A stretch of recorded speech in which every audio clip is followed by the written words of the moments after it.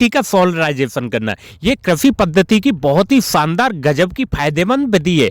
इस विधि के द्वारा मिट्टी में उपस्थित हानिकारक कीट, मिट्टी में उपस्थित रोग बीमारी फैलाने वाले जो कवक होते हैं, फफूंद होती है, जो काली जड़, जड़ गलन, बिल्ट या फिर निमाटोड जो जड़ों में गांठ बन जाती है, वो सूत्रकृमि या फिर खरपतवारों के जो बीज होते हैं उनको पूरी तरह से समाप्त कर दिया जाता है, खत्म कर दिया जाता है। इस विधि के माध्यम से आपकी मिट्टी हो जाती है एकदम से रिफ्रेश, ताजी और जवान, जिस मिट्टी पूरी तरह से रोग बीमारी खरपतवार मुक्त हो जाती है।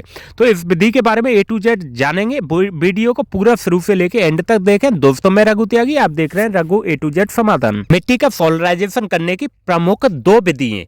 पहली विधि में क्या करते हैं कि पहली विधि में गर्मी के टाइम पे यानी अप्रैल और मई के महीने में जिस टाइम पे 35 से 40 45 50 डिग्री तक आपके यहाँ का टेम्परेचर पहुंच जाता है, उस समय आपके खेतों को गहरी जुताई करके, जितनी ज़्यादा गहरी से गहरी जुताई कर सकते हैं उतनी गहरी जुताई करके खुला छोड़ दिया जाता है। और 10-12 दिन के बाद में फिर दोबारा से उसी खेत की दोबारा से गहरी जुताई फिर कर दी जाती है। ऐसा करके और फिर पूरे गर्मियों में खुला पड़ा रहने दो। इससे क्या फायदा होता है कि मिट्टी में जितने भी कीट होते हैं, उनके अंडे जो होते हैं, फफूंद होती है, कवक होते हैं, निमाटोड के सूत्रकृमि होते हैं या फिर खरपतवार के जो बीज होते हैं, वो पूरी तरह से सूख के नष्ट हो जाते हैं। दूसरी तरीका जो है वो ये है कि गर्मी का टाइम जैसे ही आता है उस टाइम पे खेत की अपनी हल्की सी सिंचाई कर दें, बहुत ज़्यादा नहीं करनी, हल्की सिंचाई कर दें। और सिंचाई करने के बाद में उस पर फिर पॉलीथिन मल्च, जो पारदर्शी जो पॉलीथिन आती है, उसको पूरे खेत में बिछा दें आप। तो इससे क्या होगा कि वो पारदर्शी पॉलीथिन जो है वो आपके खेत की मिट्टी का टेम्परेचर बढ़ा देगी और वो आपका 50 55 60 65 डिग्री तक टेम्परेचर को ले जाएगी बढ़ा के पॉलीथिन। तो वो फिर आपकी मिट्टी के अंदर जितने भी खतरनाक से खतरनाक कीट होंगे, उनके अंडे जो होंगे, कवक होगी, फफूंद होगी या फिर खरपतवारों के भयंकर से भयंकर जो मोटे से मोटे और बारीक से बारीक जो बीज होंगे, वो पूरी तरह से सड़ के खत्म हो जाएंगे, नष्ट हो जाएंगे और आपकी मिट्टी हो जाएगी एकदम रिफ्रेश। इस मल्च को, इस प्लास्टिक को आपको कम से कम 6 से 8 हफ्ते तक खेत में बिछा ही छोड़ देना है।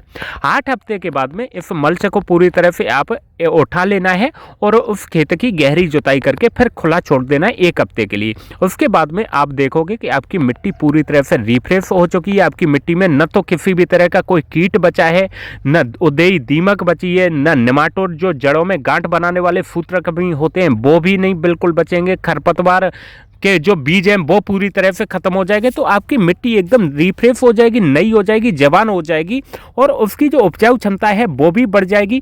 और उसमें जितने भी मित्र कीट होते हैं, मित्र फफूंद होते हैं, आपके मन में डाउट होता है कि वो भी खत्म हो जाएंगे, तो ऐसा बिल्कुल नहीं होता है। हो सकता है कुछ टाइम के लिए मित्र कीट, मित्र फफूंद निष्क्रिय हो जाएंगे, लेकिन वो दोबारा से फिर दोबारा एक्टिव हो जाते हैं, क्रियाशील बन जाते हैं कुछ समय के बाद में।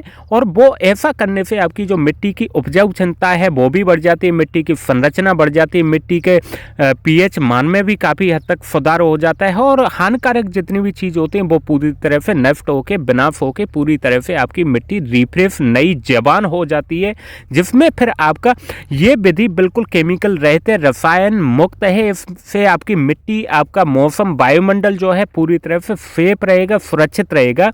और इस में आपके खेती में जितने भी होने वाले आने वाले समय में जो कीटनाशक, फफूंदनाशक या हार्बिसाइड, खरपतवार नाशक का जो खर्चा होता है वो भी आपका पूरी तरह से बच जाएगा। और उनकी वजह से जो मिट्टी आपकी खराब होती है वो भी आपकी एकदम से मिट्टी भी बची रहेगी और आपकी मेहनत भी बचेगी। और रोग, कीट और खरपतवार की वजह से 25 से 40% तक फसलों के पैदावार में जो नुकसान होता है वो नुकसान होने से भी बचेगा। तो ये विधि आपके लिए बहुत ही गजब की कारगर है और इसमें किसी भी तरह का कोई खर्चा नहीं है। जरा सी थोड़ी सी गर्मी के टाइम पे आपको मेहनत करनी है, लेकिन आप अगर मिट्टी से जरा सा भी प्यार है, लगाव है और अच्छी पैदावार, अच्छी क्वालिटी चाहते हैं, मिट्टी को सुरक्षित चाहते हैं आने वाले टाइम में, तो आप इस विधि को जरूर अपनाएं।